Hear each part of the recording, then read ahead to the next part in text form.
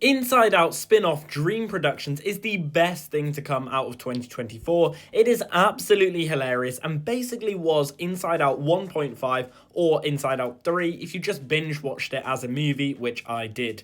But not only was it such an incredible idea, looking further into the mind, specifically expanding on how the subconscious and imagination of the brain works in the Pixar universe, it also introduced a game-changing concept that changes the entire way you look at Inside Out completely. And it's such a throwaway line. When Riley accidentally sleepwalks and Paula and Zenny are brought in for questioning, Jean is furious, not only because they nearly killed Riley, but because they woke up Dad. And she says, "So now I've got the other studios mad at me too. See, Dad was having a flying dream.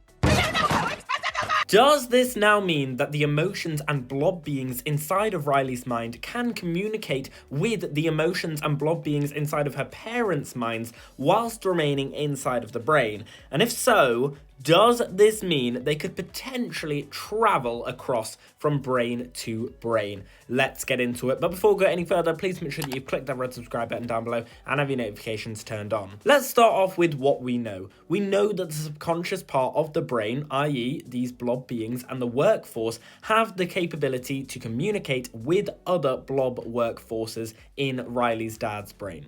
So, does this mean they can communicate with anyone else's brain, or is it only who you are related to? I'm leaning more towards you can only communicate and travel across brains to those who are biologically related to you, because at the end of the day, these blob beings are cells or strands of DNA. That same DNA was passed down by your parents, and so you share strands of the same DNA as your parents. So if that is the case, it could be possible that Riley's inside of the mind can communicate with both mum and dad's inside, but mum and dad can't communicate with each other because they are not biologically related. This could explain phenomena like twin telepathy in the Pixar universe, where twins are able to think what the other twin is thinking. Perhaps it is just the blobs and strands of their DNA just communicating with each other and ringing each other up. I could imagine a really funny gag all about that if they ended up going in this direction in Inside Out 3.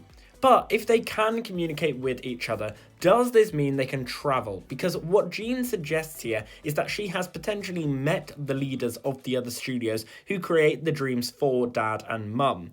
Could this then be a potential pathway for Inside Out 3? In Inside Out 1 and 2, we've had Riley's emotions leave headquarters and travel Riley's brain, and they've pretty much done it all by now. We've seen the main places, and in Inside Out 1, we travel to the forgotten part of the brain, and in Inside Out 2, we travel all the way to the back of the mind, so there's not a huge lot that can be done. So I reckon in Inside Out 3, either they will travel to other body parts, like the lungs or the heart, or maybe this is hinting that they will travel across the subconscious flow into the mind of another person. Almost like a spiritual meditation type of thing. And it's not like this would be new for Pixar or the Pixar universe, because we have the film Soul, which is literally all about different souls from different bodies traveling into other bodies that aren't their own body. So if they wanted to kind of link Inside Out and Soul, this would be a perfect way to do it. It's very likely that Inside Out 3 will introduce brand new emotions.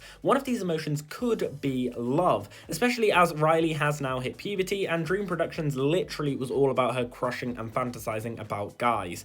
Love could be an emotion shaped as one half. We could potentially see the emotions travel across to another person's brain and their version of love coming together, and that's what signifies when two people actually fall in love with each other, when their emotions meet in this subconscious, where they break the boundaries of being stuck inside of their own brain and instead travel to the outside and inside of each other's brains.